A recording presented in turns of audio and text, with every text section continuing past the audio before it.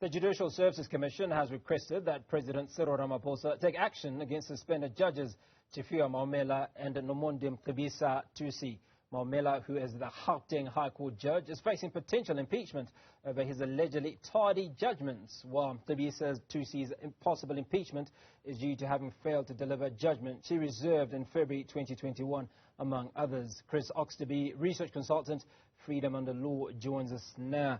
Chris, very good evening. Appreciate your time. Now, talk to us about the specific reasons cited by the Judicial Services Commission for recommending the suspension of the two judges that we're speaking about this evening. Yeah, so it's a well-known saying that justice delayed is justice denied, and an issue that has been a concern for some time about our judges has been that sometimes judgments do get delayed for a lot longer than they ideally should be, and so there's a set of norms and standards which judges are supposed to follow, which include timelines within which they are supposed to hand down judgments. And in cases of extreme delays, this can form the basis for a complaint of misconduct, which has happened in the case of these two judges. Now the question that has to be determined is whether this is very serious or so-called gross misconduct, which could potentially, as you say, lead to them being removed from office, or whether it's a lesser form of misconduct, in which case they would continue to be judges but have a lesser sanction imposed on them. Now, Chris, the issue is that the JSC has gone or written to President Cyril Ramaphosa and asked him to act on these two judges. I'd imagine that there were conversations that occurred with the JSC and these judges prior to this right to the President. The process of how these complaints are dealt with is a very long and convoluted one. But to try and simplify it as best I can, the complaint arrives and it's considered by a subcommittee of the Judicial Service Commission called the Judicial Conduct Committee. And they have to make an initial determination about how serious the complaint is if the complaint is upheld. And as in this case, if they think it's potentially serious enough to lead to impeachment, a second stage kicks in, which is a so-called judicial conduct tribunal being convened. That conducts an inquiry, and based on their recommendation, a decision is made about whether or not to proceed with impeachment. And it's at that stage, when the matter's gone to or been recommended to go to the tribunal, that the president can be asked to suspend the judges, as he has done in this case. So it's a long and drawn-out process. We shouldn't draw conclusions too quickly from this. It could still be that the conduct tribunal makes a finding that it's a lesser level of misconduct that could recommend that the judges be acquitted, for want of a better word, altogether. So there's quite a long process still to go through before it arrives at the point where they might potentially be impeached. This is just a stage about 3/4 of the way along the road in that process.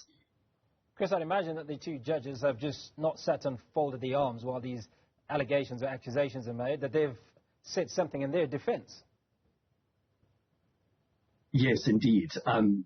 One of the problems with this part of the Judicial Service Commission process is that it is not very transparent. People will probably be familiar with the very public interview process when people are applying to become judges, and those are live streamed and televised, and we can see that process unfolding very openly. By contrast, the dealing of complaints with judges, certainly at the stage in this process that we've got to so far, is not really made public. I think there's a concern to try and protect the privacy and reputation of judges. If if a complaint is found to be unfounded, but their names have been dragged through the mud, so to speak, that might be a problem. But it is a problem that we don't know very much about, as you say, what extenuating circumstances there might be. That is something, obviously, the judges will be entitled to raise and to mount a defense when the conduct tribunal hears these matters. And part of the reason, I would imagine, for the suspension is, in fact, to give them the time to prepare their defense and what they will say to defend themselves against these charges. Well, Chris, let's try and put all of this into context. And one of those issues that is being looked at, certainly, is the Senzo Meyiwa trial. And he's a former Bafana Bafana captain, and Judge Maumela is looking after that one. Is this one of those cases that has been considered to have dragged on for too long? Because I think it's a little over half a decade, if I'm not mistaken. So I think the short answer is I don't think that case is one of those in question. I think, as I understand it, the issue is particularly about the length of time that the judges have taken to write judgments at the conclusion of the case. Now, the Senzo Meyiwa trial is still ongoing.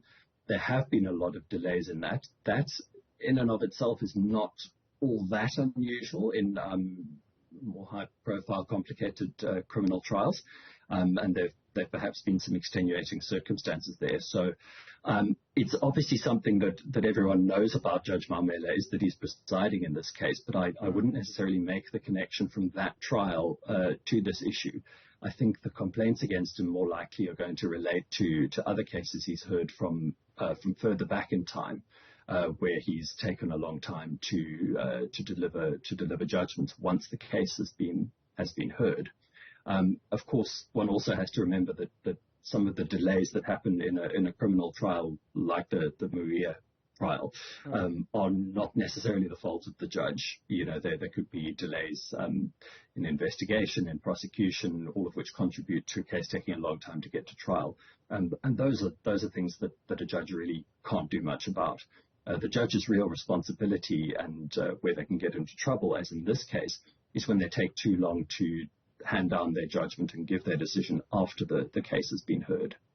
Chris, well, it's the two judges that have been singled out, particularly for delays, according to what we understand. Now, your perspective on the overall judicial system, are they in a hurry to deal with these cases? Is it these two that are simply being fingered in a system that is working very, very well, or are they just the unlucky ones? That's a really good question, and I think contextualizing it is important, because one also has to bear in mind issues like the conditions and the circumstances under which judges are supposed to operate. These judges are both judges in the Gauteng High Courts, which are the busiest high courts in the country, extremely high caseloads. And judges in many of the high courts are having to deal with very high volumes of work in circumstances where they are not necessarily getting the infrastructural support that they would need. Research recently has identified a lot of problems that they face, such as lack of reliable internet connections. Judges, I've heard several judges complain about the impact of load shedding and the fact that generator facilities are inadequate for courts to proceed during load shedding. So there are a lot of those kind of challenges that make judges' lives difficult. Whether there are excuses or good reasons for delays for these two judges in particular, I'm not sure. I mean, I wouldn't like to anticipate what this process is going to find out. They're not the only judges who have delays in handing down judgments. It's just the fact that these two are in the firing line at the moment is just a combination of particular circumstances that mean that they are facing the music now, but they're not necessarily going to be the only ones that are suffering with this problem.